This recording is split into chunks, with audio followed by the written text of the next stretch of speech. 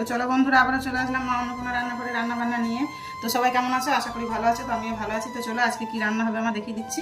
তো আজকে হবে কুমড়োর শাক। তো কুমড়োর শাকটা আমি আলাদা করে রেখেছি, আর এখানে কুমড়োর শাকের ডাঁটা আর আলু কেটে রেখেছি, এটা আগে সিদ্ধ করবো। তো এখানে বেটে রেখেছি সর্ষের পোস্ত। তো কুমড়োর শাকটা আমি সর্ষে পোস্ত দিয়ে করবো, আর করবো মাছের ঝোল। তো এখানে মাছের নুন হলুদ মাখিয়ে রেখেছি, আর মাছের ঝোলটা আমি করবো কুমড়ো আর আলু দিয়ে। তো এখানে কুমড়ো আলু কেটে রেখেছি, এখানে ধনেপাতা কেটে রেখেছি। তো ডাঁটা আর আলুটা সিদ্ধ করার জন্য গ্যাস জ্বেলে দিয়েছি, গ্যাসের মধ্যে কড়াই বসিয়ে দিয়েছি। তো এটা সিদ্ধ করতে দেবো। এর মধ্যে দিয়ে দেবো একটু নুন, একটু হলুদ। এটা কিছুক্ষণ সিদ্ধ করে নেবো। তো চলো, আমার শাক দেওয়ার পর শাকটাও সিদ্ধ হয়ে গেছে। দিয়ে দেবো সর্ষে বাটা। সর্ষে বাটা দিয়ে হালকা সিদ্ধ করে নেবো।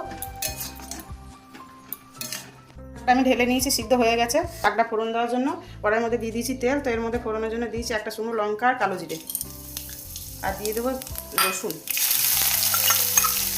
তো রসুনটা আমার লাল হয়েছে, দিয়ে দেবো শাকগুলো।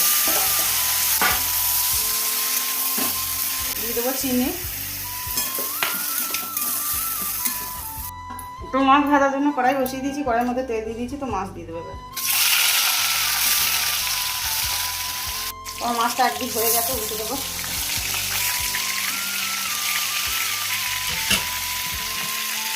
তো মাছ ভাজা হয়ে গেছে, মাছটা তুলে নেবো। তো মাছ ভাজা তেলের মধ্যে দিয়ে দেবো কালো জিরে, আলু আর কুমড়ো দিয়ে দেবো।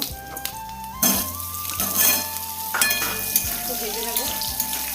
দিয়ে দেবো নুন, হলুদ,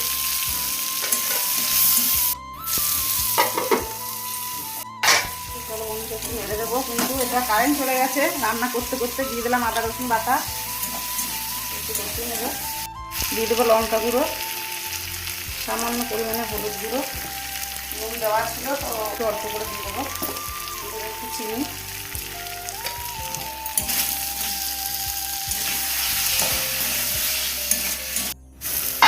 চলো, আমার কষানো হয়ে গেছে। দিয়ে দেবো জল।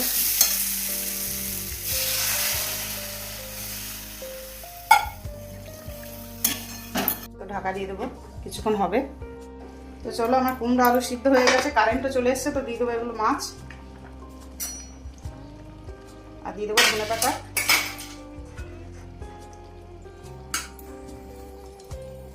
দিয়ে নেবো হালকা করে।